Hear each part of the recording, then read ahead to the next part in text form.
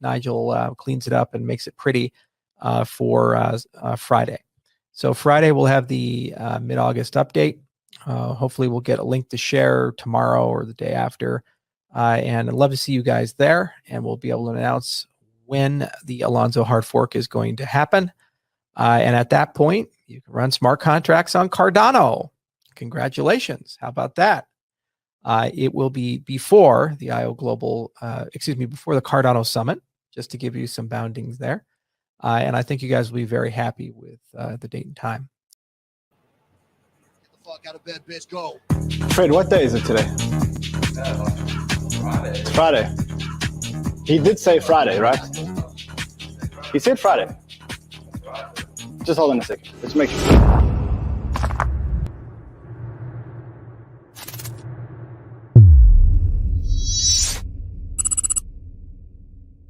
Nigel cleans it up and makes it pretty for Friday. So He said Friday. Yeah, he said Friday. It's Friday. Charles, it's Friday. It's Friday. It's Friday. How are you, Charles? You look very relaxed. You look very relaxed. Well, I'm wearing my poncho. Come on, that's just how that works. It's Friday. It's a beautiful day outside. It's warm and sunny, and got a cow over there. Got some geese. How are you, Charles? I'm loving life. It's been the busiest 90 days I think I've ever had in my entire life. It's been balls to the wall crazy. How about you? Where are you at? South Africa? I'm good. I mean, big day today, Charles. I mean, or not. I mean, seems like it's not an ordinary day today. Markets are going up. I mean, I don't know if you're taking a look at the markets lately. I saw Cardano broke $2 again. I saw Bitcoin is 46,500. It seems like a great day for an announcement. Like if I was going to make an announcement, I think I would make my announcement today. I think if I had anything to announce, I would announce it today. I just think it seems like a great day. If you wanted to announce anything, today would be a great day. All right. Well, you know, one of my favorite movies is Ghostbusters. Did you ever watch Ghostbusters? I love Ghostbusters. And, you know, I think we should all together have a showing of Ghostbusters on September 12th. How about that? September 12th. So are we saying 12th. September 12th? Is that the fork date?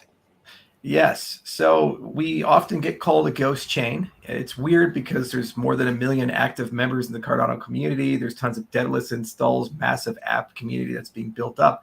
But it's a common thing. And so I figured we should kill all the ghosts on September 12th. So we brought everybody together. There's over 140 exchanges that have to update, lots of infrastructure partners like Ledger and Trezor and different wallets. And we learned a huge amount from the existing test nets, and we did a preponderance of all the evidence as a community. And we decided that we're going to have the mainnet candidate available Monday, August 16th. From there on, it's just testing. We're going to hard fork the testnet September 1st with the mainnet candidate. And we're going to initiate the hard fork combinator event so that it triggers on September 12th. And from that date on, you want to write smart contracts and deploy smart contracts on Cardano, as the 3,000 plus people who've been through the Plutus Pioneers program and the 8 development firms that are currently working full time and many other people in the community, you can do so. You can write Plutus code, deploy it on Cardano. It's as if we have smart contracts. Go figure. Much honor. Much honor. This is a big day for you, hey, Charles. I mean, this is September 12th is a bigger day, but I know you and I can see that you're emotional. Like, this is a big day for you. Well, I mean, we spent about a good 3-4 years working on Plutus in its current iteration. I mean, we rewrote the language probably 18 times. There was we built a whole new accounting model, extended UTXO. And really, this is not just a smart contract stack, because it's, we did that in 2016, 2017. That's boring. You can do the EVM. It's not hard to do that. In fact, we were one of the first teams to work with RV to formalize the EVM. But what Plutus brings to the table is a completely new paradigm on smart contracts. So it's a very different way of looking at them, thinking about them, and it's really been built for cost predictability. It's been built for scalability. It's been built for ease of code maintenance and certification, so you don't have $600 million hacks, occurring every week. And it was also built for extensibility. So it's very easy to write domain-specific languages, like we have Marlow, for example, and it's like paint by numbers. You just have little blocks, you click them together, and then boom, you have a financial transaction. But you can also do that for algorithmic law. You can do that for supply chain DSLs. So it's a very extensible language, and it brings 30 years of really amazing programming language design from the functional programming world into the cryptocurrency space. And it brings it in a way that Bitcoin started over 12 years ago.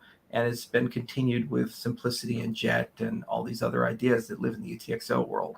So it was very hard to do this. Yeah, there was nothing we could copy or build from. We kind of had to start from first principles. And we started with the papers and then the experiments and then the formal semantics. And now it's here. And it's gonna come out in September. And that's just the beginning. And what makes it really fun is seeing what people build with it, how quickly they can build with it. And then it's a two-way conversation where we constantly iterate and improve, just like Ethereum does with their smart contract paradigm. But it's exciting to see this, and I think it's smart contracts done right. Would you say that on the 12th of September, Cardano enters the race? Or would you say that Cardano has actually been in the race all along? Would you say that you're at the starting line and the gun goes off on September the 12th? Well, we've been in the race for a long time, because look at Bitcoin. It does less than all of us, and it's still number one. So the race isn't necessarily about utility. The race is about community. Where is your community at? What level of evangelism do they have? Are they sticky, and do they stay? Do they bring people in? And your philosophy, where do you want to go? What is your North Star? How do you evolve? And if you look, we already have Catalyst, and there's more than 150 projects that have been funded with Catalyst. Catalyst Fund 6 is coming out soon, and that's $4 million. There's probably going to be over 100 projects there, 250,000 unique votes with 33,000 unique wallets. So we have this beautiful governance system with more than $500 million of ADA in it. Actually, I think it's approaching at these levels 750 million. And that's a decentralized VC for all the people who want to grow. We have enormous social media growth, wallet growth. We have a very viral community. We're all across the world. We have community members in more than 75 countries. With NFTs, we've already had $20 million worth of NFTs issued and sold on Cardano since the Merry hard fork, because that added native asset support. People are using the metadata standard. For example, we brought over 1 million people through Prism into Cardano in Ethiopia, and we have 4 million more to onboard as we continue the Ministry of Education deal. So, we've been here, but the thing is that people want DeFi, and people want all these surrounding dApps and interesting experiences that have come from the Ethereum space. And now is the time where we can begin that journey, but we don't give up or leave behind all of the accomplishments we've had before. Rather, this just strengthens and adds to it, and we do it with principles. The other thing is that we can upgrade very easily. Ordinarily, upgrades are super painful and just brutal for an ecosystem. And this is just an HFC event. We could say the 12th with confidence, and people are going to wake up on the 12th and Cardano is going to be just fine, more likely than not. And also, we can do so much testing in simulation and in formal methods and upfront, instead of let's release it, let's hope it works, and maybe some way we'll eventually get it to a high quality point. When it comes out, it's high quality. So the paradigm is working. The philosophy is working. 111 research papers, over 10,000 citations there, many more to come, more labs being added. And we're just about to do an Africa tour. We're going to South Africa, Tanzania. We're going to Burundi. Come fetch me. Come fetch me. Let me fly with you. Oh, yeah. Hell yeah, man. You should come with us. It'll be a lot of fun. So I'll see you if you're in South Africa. I'll see you there. And then you just come on up. And, we just, the digital transformation portfolio is booming. We get so much interest in everything from CBDCs to telecoms. I think World Mobile, our connectivity partner there, just finished their $40 million round. And so they're rocking it down in Tanzania. So there's a lot of interest here, and it's all community and grassroots grown. Silicon Valley doesn't care about us, and we don't care about them, because at the end of the day, this is for the people of crypto and by the people of crypto. And we've been growing and growing and growing, and now we've reached that critical mass. And now it's great because we actually have the ability to put a dent in the universe. This smart contract. Much honor. Much honor. Much honor. Much appreciation. Much appreciation. Charles, you've taken a lot of slack for years, but particularly in the last couple of months, there was a tweet going around. I think it was your tweet that said by this time next year, by this time next year, there would be smart contracts on Cardano. And I think that was in July last year, if I'm not mistaken. And in July this year, that tweet started doing the rounds. I mean, I guess what you want to say to those people is, you all laughed at me. Well, I have to say, you're not laughing now, are you? I mean, what else do we say? What else do we say to the naysayers, to the people who laughed? What's the message? You know, we were making clear and systematic progress, and it took a little bit longer, but it's important to point out that I said thousands of dApps. There are 3,000 people that have been trained by the Plutus Pioneers program. So that pool of dApps is going to just grow very quickly after the launch occurs. And we already hit the asset target. So the prediction was partially right, but obviously we were a few months off. But I mean, that's the nature of software and growing ecosystems. And the thing about Cardano is the slow way is the fast way. We do it right. You know, we build and build and build. And sometimes it takes a little bit longer, but we get there, and we get there with confidence and certainty.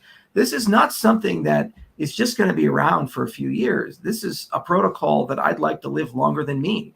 I'd like to be in my 70s and 80s and see this protocol continue to evolve and build. And we want to build this for billions of people. So, okay, so every now and then it takes a little bit longer, and that's fine. This community understands that. They've always supported that, and they've been rewarded because of it, because they've been in a rich ecosystem where we value utility and adoption and impact over price and time horizons. And because we know at the end of the day, we'll get there one way or another. And September 12th is a demonstration of that. Wow. Okay. So I have been watching Cardano assets. I'm guilty. I haven't seen how many assets are on here, but it looks like there are thousands. There's 10,000 plus assets on Cardano assets right now, right? Yeah, and there's probably more actually, because sometimes those databases can't parse all of it. But I wouldn't be surprised if there's 100,000. So yeah, there's an enormous amount of assets that have been issued. A lot of them are NFTs because that's where we are at right now as of September 12th. And you can have stable coins and DEXs and oracles and all those other things. There's a ton of community projects where they've been building, fundraising, going through the Pioneers program, testing things with the testnet on the Plutus application backend, these types of things. So after September 12th, they'll have the opportunity to actually start doing that both in a testnet capacity and a mainnet capacity and decide when they want to go live. The other thing is the conference is September 25th to September 26th. It's going to be in 7 locations. The flagship conference will be in Wyoming, but we tried to make it all around the entire world. I think we're even doing Cape Town as well as Tokyo. And there's going to be hackathons, so developers from all around the world can play around. And we have some great partners we brought in to try to extend the conference into the virtual world. So it'll be both a digital event and a physical event. And we'll have several announcements there of things we've been working on and doing. And we'll also talk about where we're going over the next 5 years and how we're going to get there. What a big day. What a big day. Charles, you have been looking at the Cardano ecosystem. You know what is being developed in the back end. I kind of know of a few projects that are being developed in the back end. What excites you? Like, is it NFTs? Is it DeFi coming to Cardano? Is it something we haven't seen yet coming to Cardano? Is it oracles? I mean, we have seen some oracles. When you look at what's being developed, and I know you invest yourself and you have the decentralized VC fund, what excites you about what's coming to the ecosystem? Yeah, our fund is doing very well, by the way. We already have a 62% return this year. So it's like, okay, all right. That's way better than Arrington. That's way better than Arrington's fund. Yeah. So, the Wave guys are Arrington's fund. Like the Wave guys are doing great. The T Fund is our private investment firm, and we work quite well with it. But anyway, we just published the Deged paper. I think we have a blog post coming out and some video assets coming out soon. And that's our stablecoin design, and it can be used all the way at the CBDC level, all the way down to like a community stablecoin. So that's a very exciting project, and we have a full-time team working on it to prototype and build it out. We have some DEXs that the community's building that are very exciting. There's some NFT platforms the community's been building that are quite exciting, and we've been partnering with a few existing NFT platforms. And so, all the usual candidates in the DeFi space are exciting, but DeFi is one thing. RealFi is much more interesting. We'll introduce that concept at the conference, but that's really DeFi plus plus plus. So that's DeFi plus an identity, plus metadata, plus certification, plus regulation. Because reality is the regulatory space is changing a lot, and there's a desire to be able to do KYC and AML and these other things with DeFi, but not have a central operator. And it turns out you can do that when you start putting pieces together. And the magic of Cardano is we built all of this stuff, like a metadata standard and an identity system, Prism, and so forth. So when you put those pieces together, you as the application developer can do more than just DeFi. You can start entering into a decentralized yet compliant space. And that's never been done before in the cryptocurrency space. And as you've seen with recent legislation in the US, that's going to become a big deal in the next 12, 24 months. So what's most exciting are the emergent properties. So when you look at all the capabilities of Cardano, when you start adding those emergent properties together and they become something bigger than the sum of its parts, you can now do new things that you couldn't do with Ethereum or easily do with Ethereum. And that's the kind of stuff that gets me excited. So Like we're living in a My tinglies are going off. I'm starting to get those tingles. And I once watched Aerosmith. I saw him in concert, and he was out there and said, "You guys like some of the old shit? You like some of the middle shit? Some of the new shit?" Well, anyway, that's Cardano. We got some of the old shit. We got some of the middle shit. We're bringing some new shit as well. And to see all of that over the next 6 months, post smart contracts mature, develop, evolve, and grow, it's just going to be so much fun. That's what I most look forward to. I agree. So for me, Cardano is actually getting in the race on the 12th of September. I know you have been in the race, but to me, it's almost like a horse race where the horses warm up in the side arena, and then only when they're like ready, they into the track. And that's exactly how I see Cardano.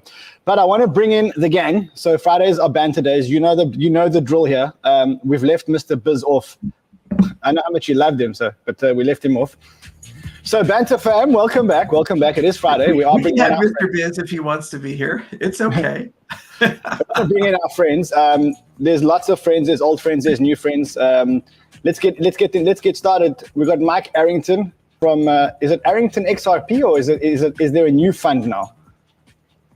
Yeah, it's Arrington Capital. We have Arrington XRP Capital. We have Arrington Algorand Capital. Well, welcome. Are you in Miami? I am in Miami. Are you ever coming back to Miami? What's the deal? As soon as the U.S. Embassy opens up and gives me a green card, I will be your next door neighbor. Good, I guess. Well, maybe. We've got Elio. Elio is the king of NFTs. I don't know how much you guys have been following NFTs. Elio, is this your NFT? But be honest, is this yours? Is that you? Oh, I wish. Oh man, I wish. It's a gorgeous one though. Is that yours, Charles? How much did that sell for? Please tell me. $350,000 for the. Oh, it's a steal. Oh, they got it cheap. That's more than a Lamborghini Huracan. They got it that cheap. Mike, what do you think? I mean, would you buy that rock for $350,000? Fuck yeah, I would. I mean, I'm wearing a yacht hat, so I paid $200,000 for this yacht. Absolutely, I would. Wow. That's a beautiful. Hold on. It's absolutely incredible. I need to see this hat. Hold on, I need to see this hat. It's Rocket Moon. You paid $200,000 for that hat? No, I probably paid $8 for the hat. The NFT Rocket Moon, yeah, I paid $200,000. My fund paid $200,000 for. Lou, what do you think of this? Lou, would you buy this rock for $200,000 for $350,000? I think that rock is remarkably beautiful, stunning. It's got an eye. It's like the Wrath of Khan of pet rocks. Rand, did you get a rock? I wouldn't even buy my wife a rock for $350,000, and if I did, it wouldn't look like that. It would be like shiny. You know, I think. Wait, Rand, do you have a rock? Unironically, did you get one? No. If I did, I wouldn't be so salty. Yeah, fair enough. It's the best meme. It's the best meme in crypto. It's a pet rock. You know, there's too much testosterone here. I'm going to bring a voice of reason into this discussion. That's the only way to do this. We have today Molly Jane Zuckerman, who is she's ex-Cointelegraph and now Coin Market Cap. She is the head of their news division, right? Yes, head of content at Coin Market Cap. Okay, so we've got the whole pan here. Molly, what do you think of the rock? Would you buy this rock for $350,000? Never. Never. See, that's why I needed to bring a voice of reason onto this chat, onto this show. Why would you say never? I mean, you got to hedge. So if you say absolutely and then it turns out to be a total joke, you can just say I was joking. But if it turns out to be real, you can say I was right there calling it. So I don't know. It just feels like the safer move is to say I'd absolutely pay whatever amount of money for whatever thing Rand is showing us right now. But there's 10,000 people watching this, and if you say that you would pay $350,000 for that rock, you got 10,000 people who think you're an idiot. If someone would like to buy me the rock, I would not reject the rock, I guess. But Good to know. I will not purchase the rock for myself. Okay, Wait, what would you pay? Rand, why did 10,000 people think you're an idiot? I didn't quite understand that. Because you're willing to pay $350,000 for a rock. A JPEG. Oh, I'm the idiot. I thought you said you're the idiot. So I'm the idiot. I'm the idiot. Are you willing to pay $350,000 for a JPEG of a rock? Yeah, I already told you. Yeah, I put my. In the future, I may say I was just joking. Of course, you know, depending on how this all works out. Okay, look at that beautiful thing. Yeah, what's that worth? At least $150,000, unless prices have changed today. Elio, would you buy it? I mean, I would trade my rocks in for that one for sure. I mean, if someone put a gun to my head, but it's a tricky one. You never want to be in a position picking between such incredible options, you know. So of the 6 people, or the 5. Are we being serious or are we not being serious right now? I'm actually not totally clear. So those rocks are from a 2017 NFT project that was, you know, I guess excavated from the annals of history here, and they just went on a run. Who knows? I don't know. We'll see what the value of being super early to NFTs is long term. But people what about are just penguins? excited. Are you into the penguins or no? I have a few Pengus. I'm not a Pengu master or king like some of the others out there. I don't know. It's gone crazy. I'm just holding on to mine. We'll see what happens. You got any horses? I have to check. I have a partner that helps me collect, and sometimes I have some. I didn't buy any personally, but. And what do you think about yachts? I have a yacht. I didn't go. I didn't spend $200,000 on my yacht like yours. It's not a prize yacht, but you know. Maybe that would be a mistake in retrospect. So, Charles, what do you think of this craze that's going on right now in NFTs? Love to hear your view. It's a new market, and people are trying to find prices. And always, what happens is you either undershoot or overshoot. So things are radically undervalued. Things are majorly overvalued. I mean, paintings can sell for $100 million, and so it's not unprecedented that something that's scarce and durable would last and sell for a lot. But I think this is just a classic case of a bubble, and it will pop at some point. We'll see a massive depreciation. Wait, can we start talking about Cardano, or what are we talking about now? Are we still talking about NFTs, or did Charles switch to Cardano? No, we're still talking about NFTs. Hey, come on. I'm just kidding, 41% this week. You should be happy. You should be happy. You guys are killing it.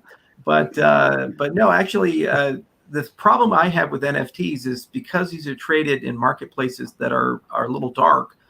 What stops you from buying your own NFTs to create a false price signal? So, you know, Bob can issue it, Alice can buy it. Bob and Alice are the same person, and I can buy it for $10 million for myself. And I really didn't lose anything in that transaction because it's a self-transfer. But then I've created an asset where it has a $10 million valuation. And then you could resell it at some point later on at an equivalent valuation or even a mega loss, and you know you've still created money out of thin air. So that's the problem of these NFTs, is that there are no standards. It's not clear what the intellectual property is. There is some desire to securitize them, so that's going to inevitably be a problem. The price discovery mechanism is a little screwed up right now, and it has classic tulip mania for it. So all of that will collapse, but the NFT category will be here forever. And we'll see slow, meticulous growth, and it's going to extend itself into merchandising and into the music and art and all kinds of things. So I think it's a great thing, especially in the game development world. It's going to be huge. I played EVE Online. I had a lot of friends who played WoW, and I tell you, some of those people pay $500,000 for an item because it's a time materials thing. If it takes you 8,000 hours to get something, you probably would rather just buy it. Ilya, I want to hear your response. Well, I agree with a lot of what Charles is saying. I mean, obviously, I guess you would just call it wash trading in the fungible world is a pervasive. It's a pervasive problem across crypto, and there's a lot of smoke and mirrors across crypto as far as volumes and asset valuations. However, I agree. We have no real way to price these assets. Liquidity and valuations are impossible right now, and that's why having like an AMM and other things like that for NFTs is so hard. But I totally agree. Video games were what really attracted me to NFTs starting back in 2018, and I completely agree with Charles. As we're seeing with Axie as sort of like the first mover here, these games are going to soak up hundreds of millions, if not billions, of players, and it's going to be a great onboarding for the world into crypto. Mike, what's your favorite NFT project today, or what NFT projects are you looking at today and saying these have got really good potential? Me? You said me? Yeah, I know you got your finger on the pulse. That's why I'm asking. Well, look, I mean, obviously I'm supporting Yak because I'm wearing the fucking hat today, but and we love Yak. But we've done more investments in infrastructure than we have in directly into NFTs. We have invested in some people who are investing in NFTs for us, because we think art curators are better at picking real art versus, the bullshit. But so we did Immutable, and I think that's going to be a huge win. We skipped OpenSea, which wasn't my proudest moment. We're looking at a deal right now that is super cool called Jam, JAMBB. It's just getting done now. Fred, write this down so we can phone them. Write this down, yeah. I'm happy to introduce you, but it's a very tight round. But what they're doing is it's around comedy. So, a lot of times we think about, well, if you think about Top Shots, it's a GIF, right? So think about all the things you can do with short video with comedy. And if you can get comedians are an exploited class of professionals. They make no money until they make a lot of money, and there's no middle ground. And so if you can find a way to help comedians make money through NFTs, we think that's interesting. It's a long shot, high risk, but high payoff. And we're doing deals like that. We've invested in a DAO that's investing in NFTs. Again, we're picking people to pick NFTs for us a lot of the time. It's an exciting space. It is absolutely, this bubble is going to pop, but then it'll grow again. It already kind of popped earlier this year. It's just an exciting space, and you can lose a lot of money in it if you don't do it right. What about things like Axie? Lou, have you been watching Axie Infinity? Has the Axie bug bitten you? Yeah, I do. I have a webinar called Assets of the Metaverse, and I had Axie Infinity, or one of the community leaders, on last week, and it's an incredibly exciting project. And particularly as Michael was saying, for all the people that it's bringing into crypto. And I think there's lots of value being created today. Obviously, tremendous risk, billions and billions of dollars created overnight. But I think when we look out, in 5 years, we'll see that prices for a lot of things being paid today aren't bubbles, but they're in fact, incredibly cheap. Hard to know the winners and the losers today, other than things like, crypto punks that were very, very early, and similar to the art world, those things, the early artists, the early impressionists, have continued to hold value over time. It's harder to pick the new artists, the winners for those. One of my favorite projects is, I've been investing in a number of them. The one I'm currently investing in is called Robris, which is digital fashion. 25% of everything's, all the clothes that millennials buy today are for selfies. So I heard that there was a Gucci bag which was sold for a higher price in the metaverse than the actual bag in real life. So people are willing to pay more for their digital handbag NFT than they're willing to pay for their real life handbag of the same brand, of the same make. Molly, has this bag bitten you? Exactly. And actually, I just want to say something that Charles said before. What we now have, as opposed to a Gucci handbag now, with the NFT, it's a lot easier to trace the provenance of all of this than even you get in the art world. So, I think there are a lot of things about this that are actually a lot better than the real world. Yeah. We talk about how NFTs are hard to understand, and some of the comments Charles made, I agree with, but I understand NFTs a hell of a lot more than I understand the women's handbag world, because I have tangentially touched that world, and it's fucking crazy, like that stuff. And you were touched by the handbag, Mike.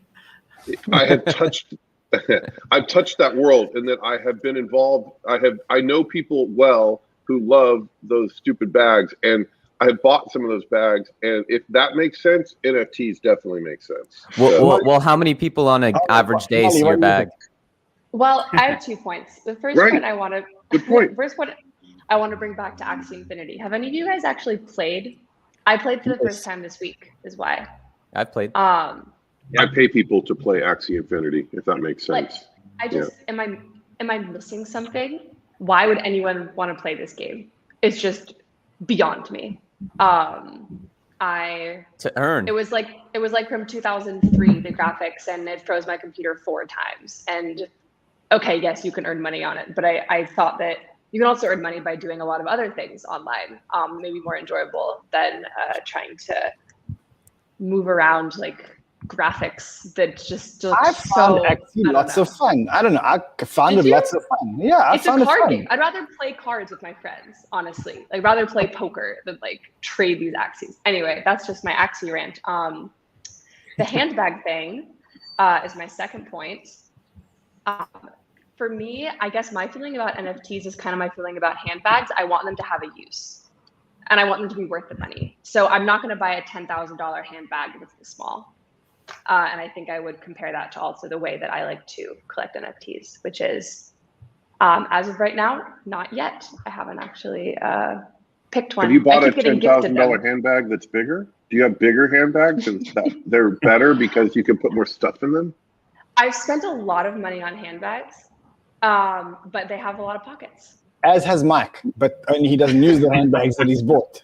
Wait, so you value your handbags based on the number of pockets? What if we made a really big NFT for you that took up the whole screen? Would that be more valuable to you? I mean, honestly, yeah. When I go to museums, I kind of like to see the biggest art. See, this is why all this shit's going to work. Yeah, people justify these purchases based on crazy stuff like number of, what did you say, the number of pockets, zippers? That's not a crazy thing. Wouldn't you want to buy clothing that has like more pockets? It is crazy because we're all irrational humans and we value things based on things like what you just said, how big the handbag is or how many zippers it has. There's nothing wrong with that. Like I collect watches and I value watches based on crazy stuff. So there's a reason why NFTs are so attractive to people, and it's just that we're all human. And the fact that we can show it off to millions of people at once is obviously attractive to people. In a world where everyone has abundance, people want scarcity. And I think that's the beauty of NFTs. And I think the reason why we got this NFT run just after the lots of money was printed isn't coincidental. I think the rich became much richer. I think when the stock markets doubled and the crypto markets 10x'd, the rich became much richer. And as a result, there was abundance. And I think in a world of abundance, people want scarcity. And I think that's why they're going for NFTs. I think it's a psychological thing. Well, I think you're absolutely right on valuations might have gotten super bubbly because of this. However, the desire for a market of people, and I think this is really key, there is a utility in having an identity or feeling like you have an identity. And what I totally underestimated in this whole NFT movement, because I had been a purist about NFTs must have utility. And I believe that them being in video games is the highest form of that at the moment until we get like, better technology for, smart cities or whatever.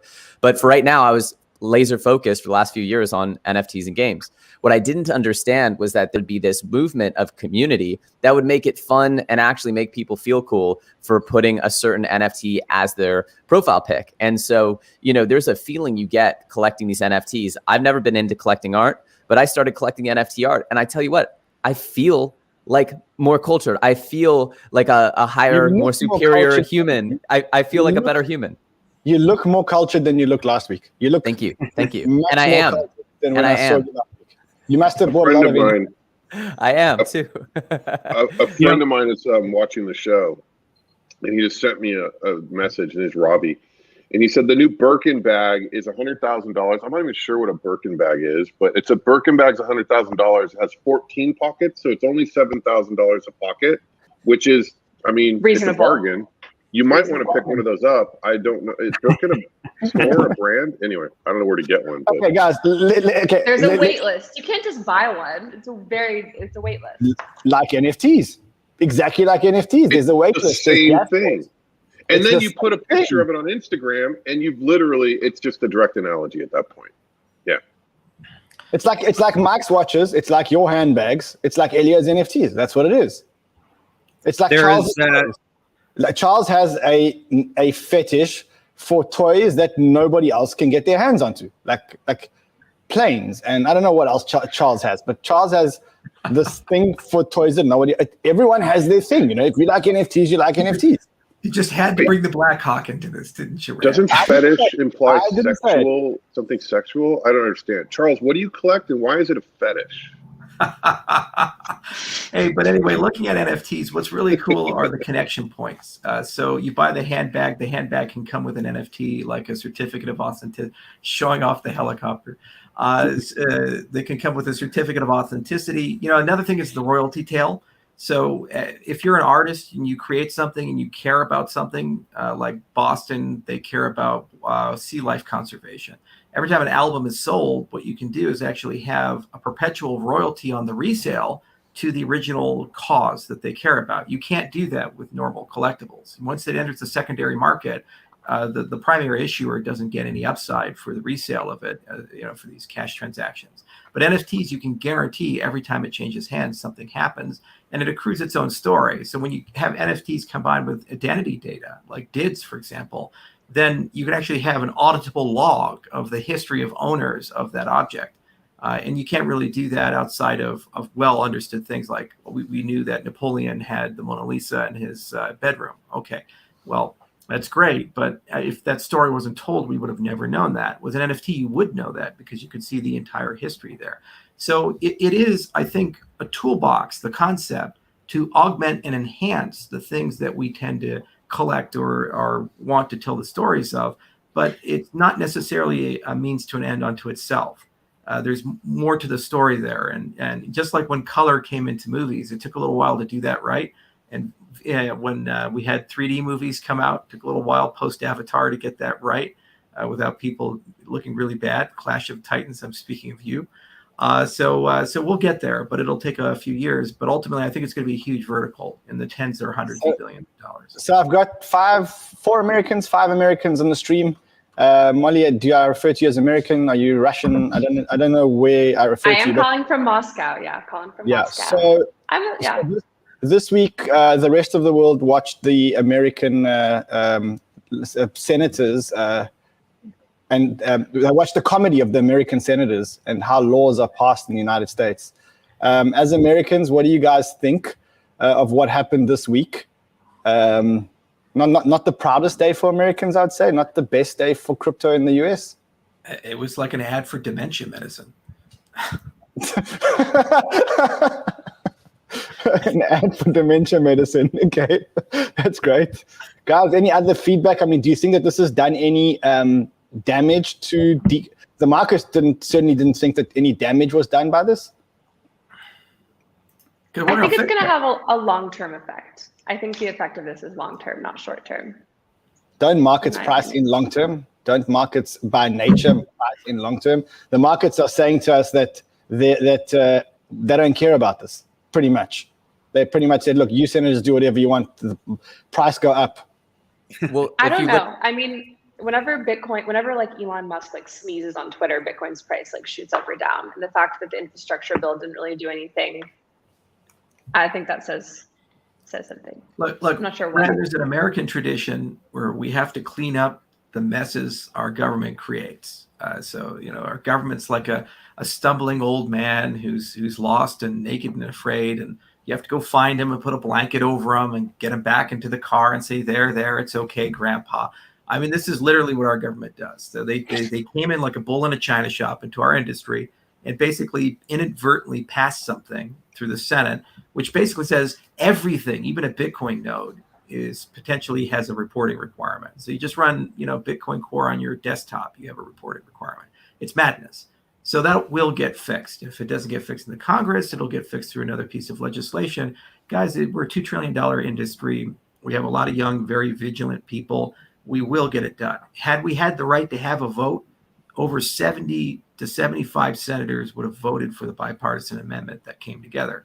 So this wasn't a question of support. It was a question of process. And just because of the politics of how this infrastructure bill was put together, the process got poisoned.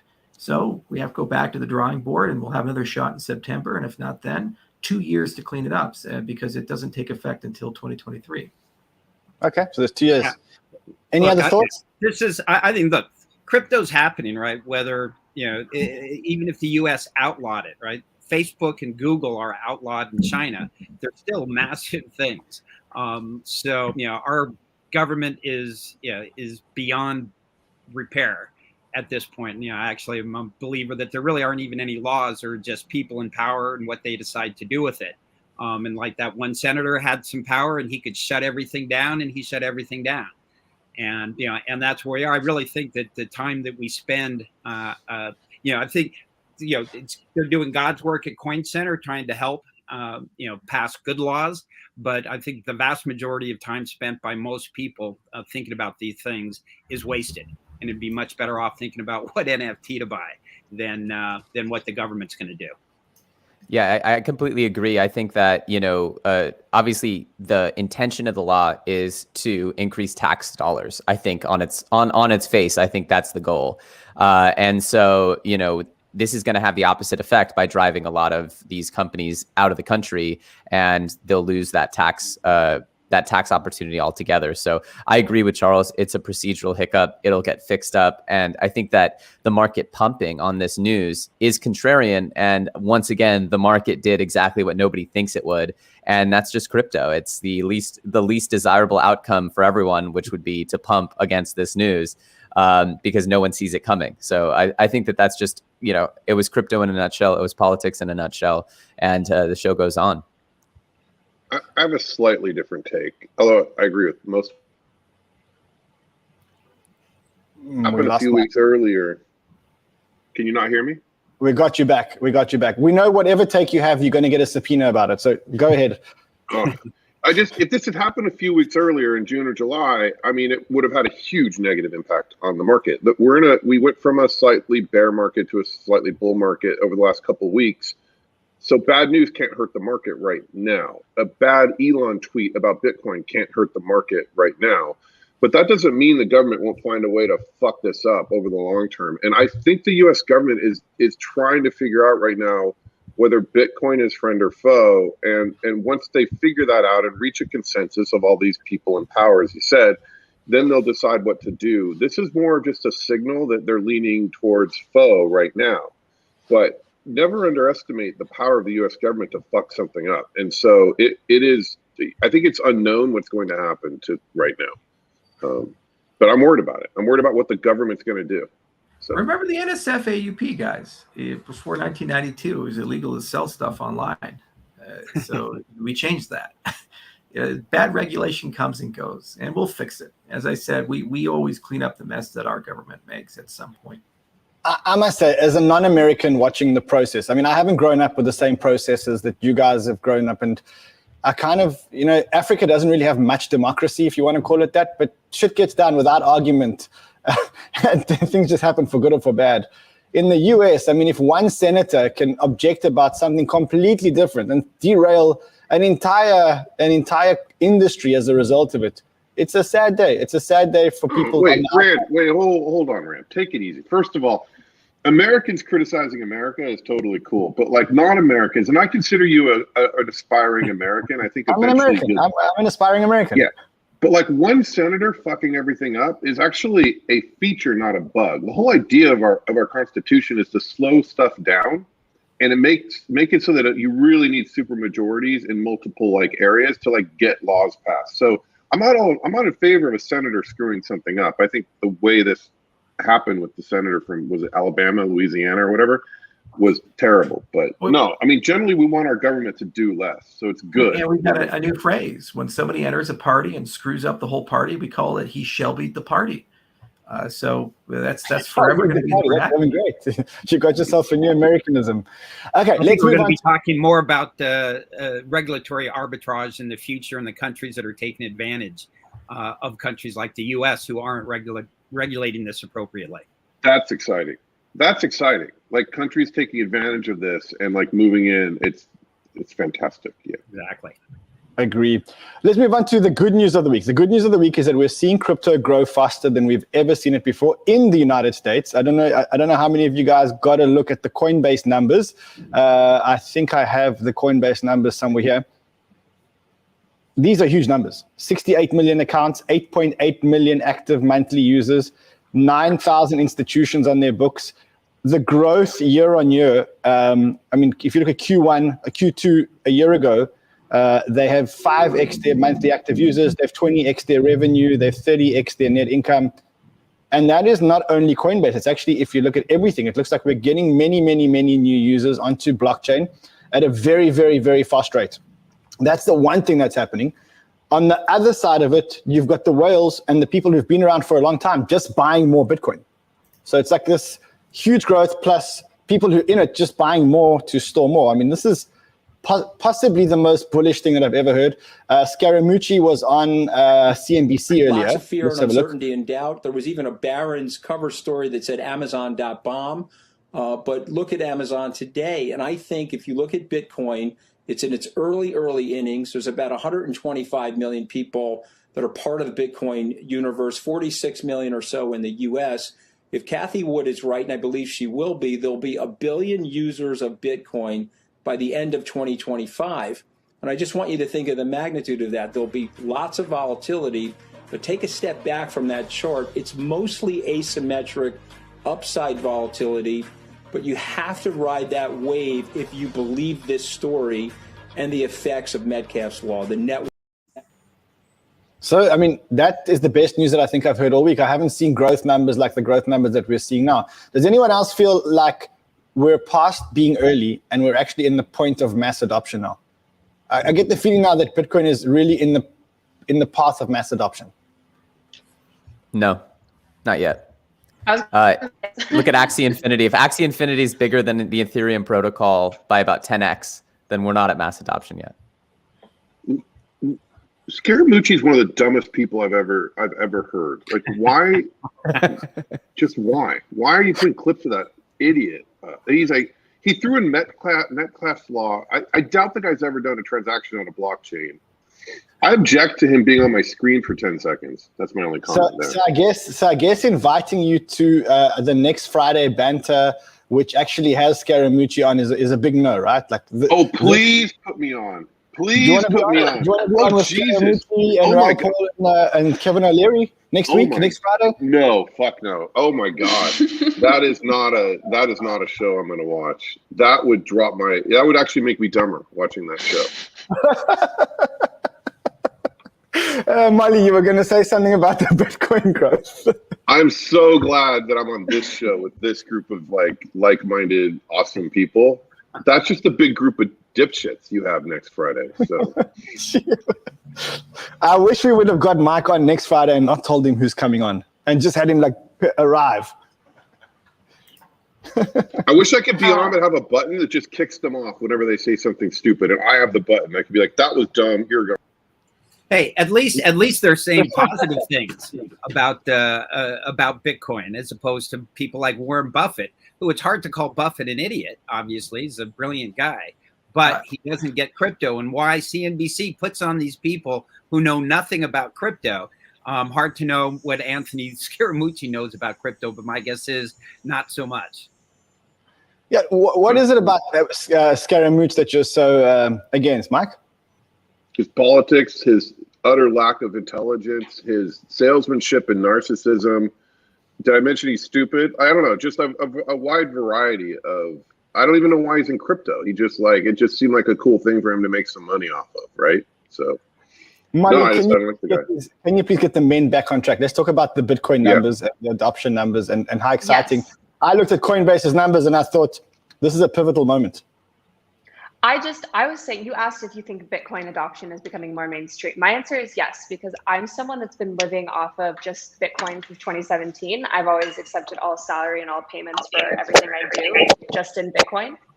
And over the years, I've seen it become easier and easier and easier to live this way. And I use Coinbase as my main exchange as an American. I'm lucky enough to have that. And so, yeah, I think I'm a living example of the adoption happening. Charles, what do you think? Are we like still early? When are we not early anymore? Well, I mean, it's hard to say we're early when one out of every 5 Americans, more than 1 out of every 5 Americans has a Coinbase account. That's pretty remarkable. We are at a point where the world is aware of the technology, and they're aware there's a lot of value there. There's an enormous wave of entrepreneurs getting rich, and the Microsoft, the Googles, the Apples, the Facebooks of this generation are going to be crypto-related companies or connected to crypto in some capacity. So it takes about 5 or 10 years for that to percolate its way through the mindset of the world. But this is not only an asset class that's permanent, it's also now something that people acknowledge is going to be a very significant component of the internet and of business in general. So given those facts, I think that it's reasonable to say that billions of people at some point will be using crypto. The question is it 2025, 2030? That's more of a matter of what's going on globally. If a war between the United States and China breaks out, for example, obviously all of these prognostications have to be set on hold for a bit. But in the long term, I'd say by 2030, 2040, it's very likely we should see more than 1 billion users of cryptocurrencies. I don't think Bitcoin will continue to grow as much as people prognosticate it is, because it doesn't do very much for people. You know, it's a value store, but you can't do smart contracts. You can't do these NFTs. You can't do any of these things yet. So if Bitcoin stays in its category of utility, it's going to be part of people's portfolio, but it's not going to be the dominant thing that people use every day. That's the next point I wanted to speak to you guys about. Mike, I know that you're going to have to go at some point. You said you got a hard stop and a call, so feel free to just wave when you want to jump off. But I do want to speak to you guys about ETH. And Charles, you can feel free to comment or not to comment here, but it does feel like everyone's starting to buy ETH. The Coinbase numbers, when you analyze the Coinbase numbers, the trading in ETH went up from 21% to 26%. Bitcoin dropped from 46% all the way down. Institutions are now looking for ETH, as per the Genesis report that came out today. That they're saying institutions want that people want more ETH than Bitcoin. You're kind of seeing the ETH ecosystem explode. And I mean, you got EIP 1559 where they're burning ETH, but you can see that a lot of the ETH usage is coming from DeFi and NFTs, which has nothing to do with crypto really. Like NFTs, you know, not really a crypto-related thing. It's a collectibles thing, gaming, stuff like that. Do you think that ETH is going to be bigger than Bitcoin? Yeah, I'll jump in and then I have to jet. I thought you ended the show at 11 too. You just kind of keep it going until it peters out. This is the perks of not being on CNBC. You don't have to start on time. You don't have to finish on time. You can just ride it as you wish.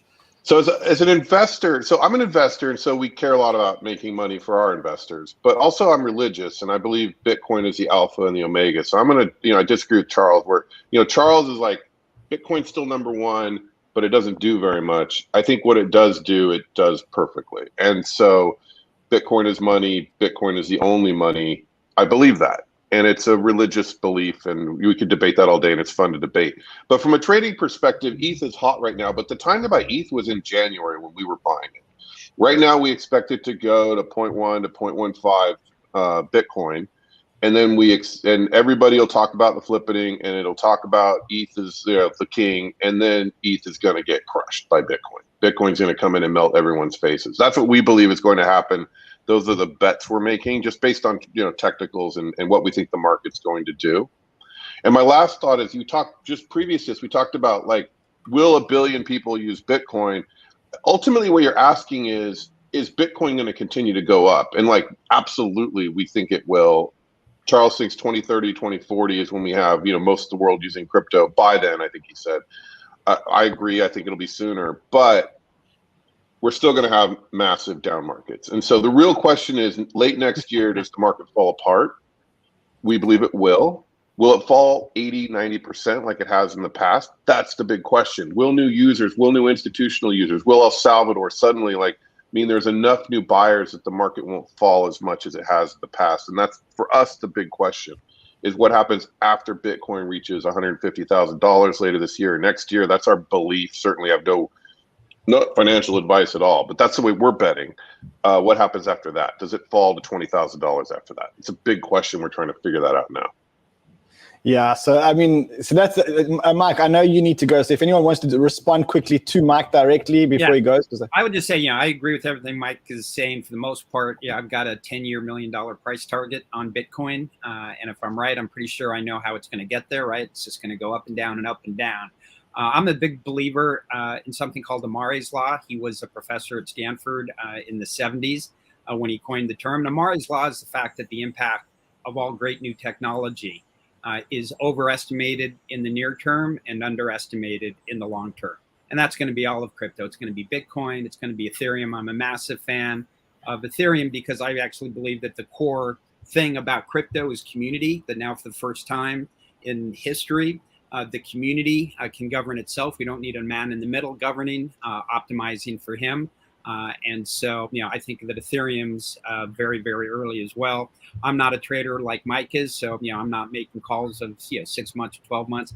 But I think if we look out, 10 years, both of those are going to be dramatically higher. Cool. Mike, you need to jump, right? I feel like you're getting rid of me. Yeah, Anyways.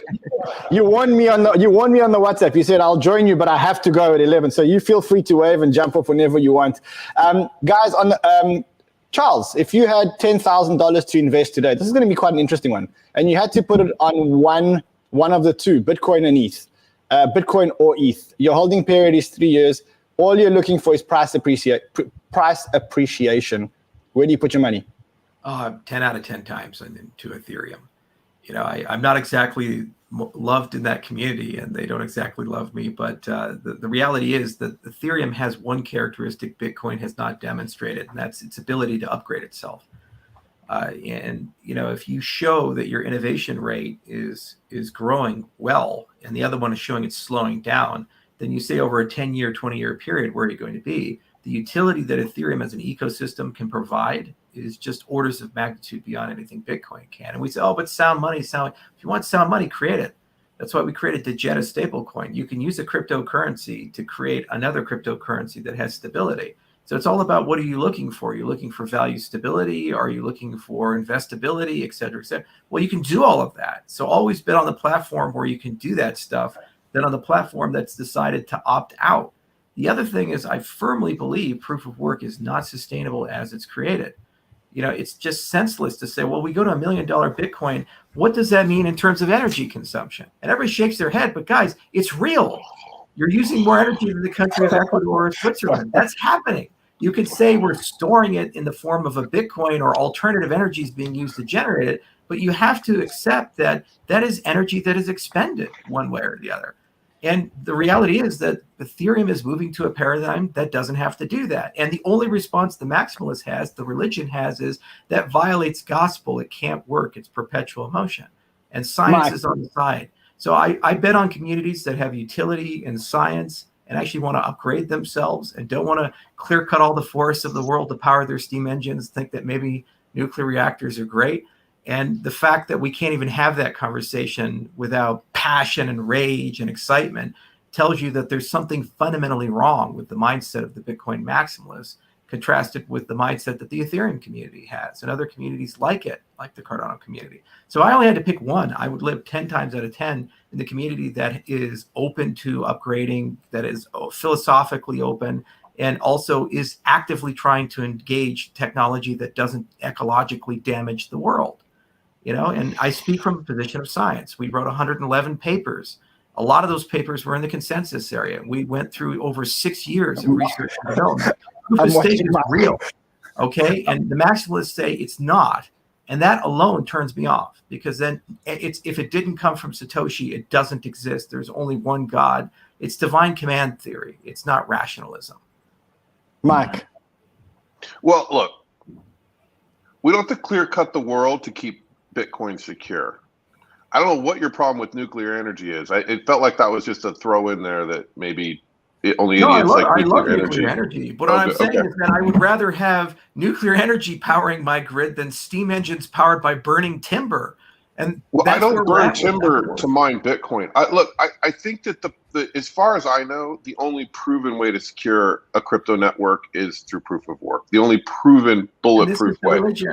What burden of proof do you want? We've written dozens of papers. The scientific community is okay. We have networks worth collectively. I need more dozens of papers. I mean, look, I think what we need. They're running. They're live. They're not hacked. There's never been a consensus problem. There's collectively more than $100 billion of value secured. At what point does the burden of proof occur?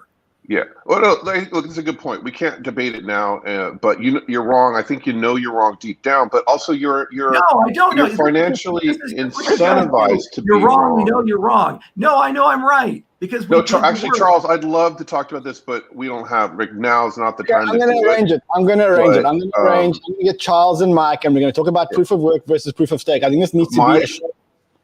My quick answer to the question is Bitcoin. ETH is priced in Bitcoin. Every trader looks at ETH priced in Bitcoin. Until ETH is no longer priced in Bitcoin and Bitcoin is priced in ETH, if I had to choose and I couldn't do 50-50 ETH Bitcoin, I'd go 100% Bitcoin. It's the alpha and the omega. So I'm going to arrange a show one day with Mike and Charles, and we're going to talk about proof of work and proof of stake, because it seems like this is unfinished business. That's the only way I can describe it. It's unfinished business. If I lose a debate to a man in a poncho, I'm going to be embarrassed. So we're going to have to figure out what we're going to wear. Become an NFT, and we're going to sell it for $50 million. Yeah. Thanks, guys. Much honor. Thank you, Michael. We're going to arrange to get you back. We need to get you back. I forgot how amazing you are on the show, so we'll get you back as soon as possible. I'm glad you're healthy now. You look good. You look like you're over the COVID thing, which is good. Really? Do we just have to tell the whole fucking world I had COVID? I was thought maybe there'd be some privacy there. Yeah, I had it. Thanks so much for telling everybody I had COVID. So double vaccinated, and it just blew through our house like you can't even believe it. So yeah, we had it bad too. Thank you so much. See you, everybody. Thanks. Thanks, guys. All right, Molly, you've been living off Bitcoin for like months or years. What is Bitcoin or Ethereum? I have both, but I prefer Bitcoin. I find it easier to turn into money. $10,000, price only, 3-year time horizon, all or nothing. You have to put your money on. You have to put your chips on one number. Is it Bitcoin or is it Ethereum? Bitcoin. Elio, I know your answer. Yeah, I'm all in the ETH. I know. I guess my answer is what Charles said, which is that I would rather be a part of a community that is interested in pursuing the use cases and the innovations that I'm interested in. And that's what drew me into the space in the first place, was seeing the product landscape that could be created, the benefits to humanity that could be dreamed up with things like smart contracts. And so to me, it's just more interesting. And I believe that more interesting will be more valuable. Guys, thank you, my friends. See you all again soon. Charles, thank you for breaking an announcement here. Molly, great to see you. Elio, always good to see you, my friend. Congrats, Charles. Madly.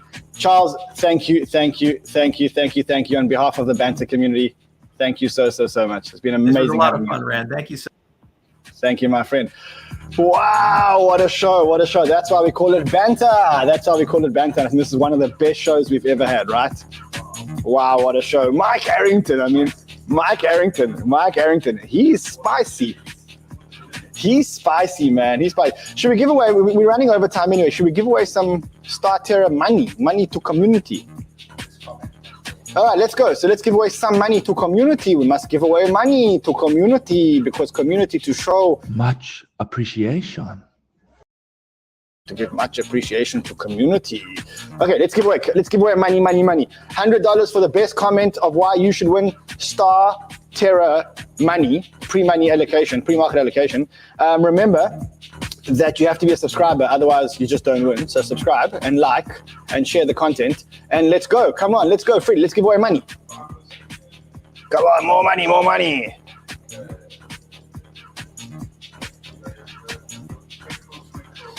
Naveen, you win yourself $100 of pre-market allocation of TERRA. Much honor. Ben Williams, you win yourself $100. Much honor. Come on, Freddie. Okay, R.A. Smith. Much honor. $300 for a Friday. One more. $400 for a Friday afternoon. Who are we giving the $100 to? William. Much honor. We will see you guys again on the weekend if anything happens. Otherwise, we will see you guys again on Monday, very early in the morning for Sheldon's show. Later on for this show, then Microdose. Until then, trade well, my friends. Enjoy this bull market and use the After Banter hashtag to discuss the best show we've ever had.